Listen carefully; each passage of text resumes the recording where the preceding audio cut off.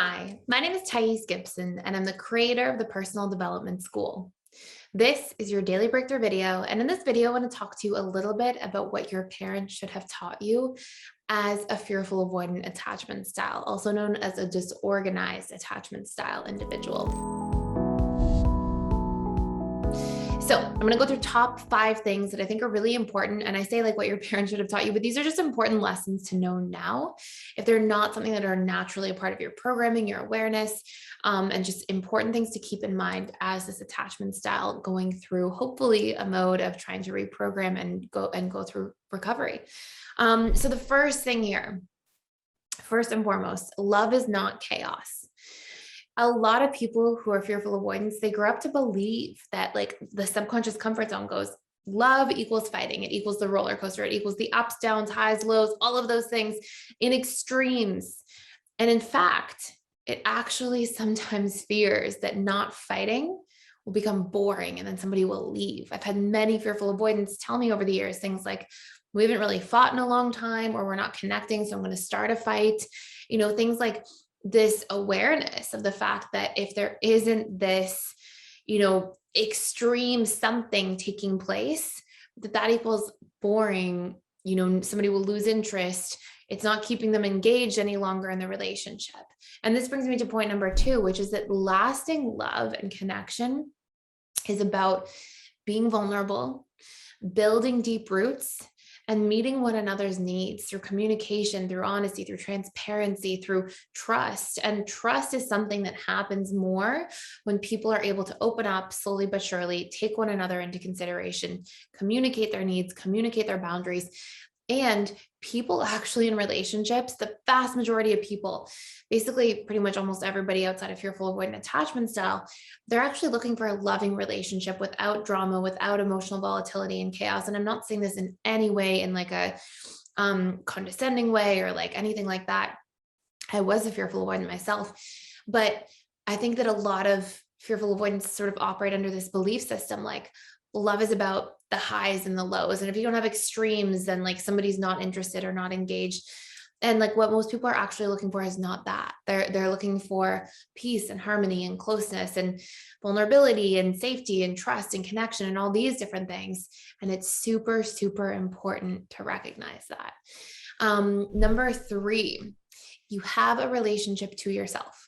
This is something that fearful avoidants tend to lose when they go into a chaotic environment in their upbringing or grow up in a chaotic environment in their upbringing, because you get so hypervigilantly focused on relationships outside of you as a strategy to kind of cope, that sometimes you lose the relationship to yourself.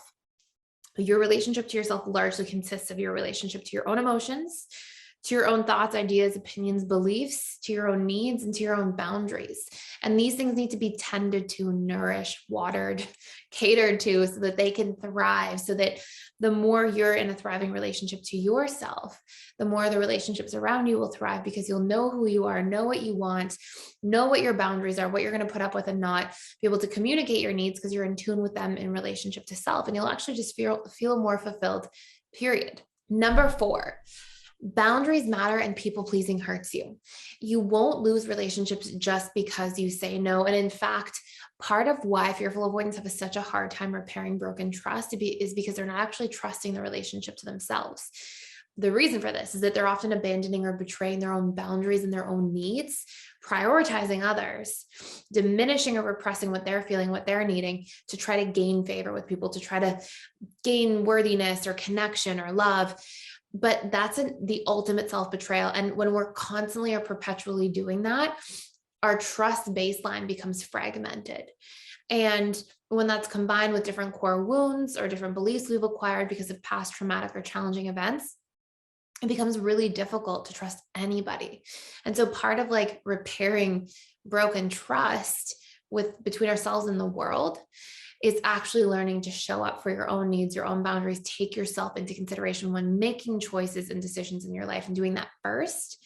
And then from there, following up with our own ability and capacity to like change our stories about people and commitment and betrayal and do some reprogramming work so our trust baseline is stable, then we'll still be able to not trust people if they break our trust, or to be aware of red flags and have conversations about them and set hard boundaries with people if necessary.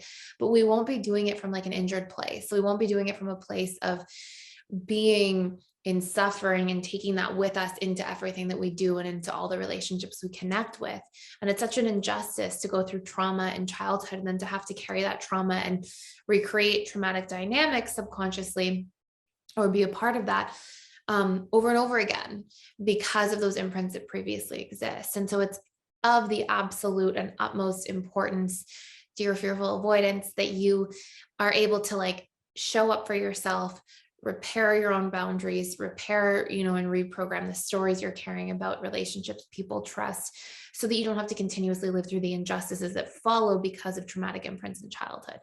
And by the way, if you want to do a deep dive into this stuff, reprogramming your fearful avoidant attachment style is a great course I recommend starting with inside PDS that will help you isolate these limiting programs.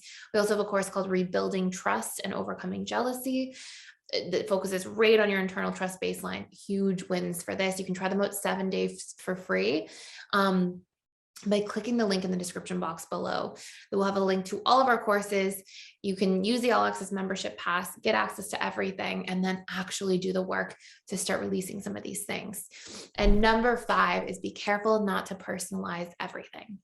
And again, I say this with so much respect, but remember, we have this lens we see the world through, and that lens is our subconscious mind and all the programs it's accumulated over time. So if I've accumulated a program that says I'm unworthy of love and another one that says I can't trust anybody, then I take these with me through life. And then I'm not going to want to be vulnerable in relationships. Because I don't trust people, they're going to hurt me eventually. And I believe that with my full being at a subconscious level.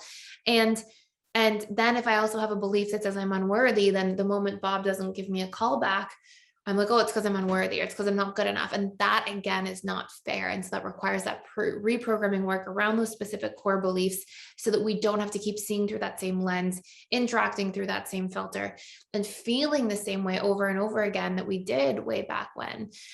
Because accidentally we've carried these things with us and we keep interpreting our world through those lenses.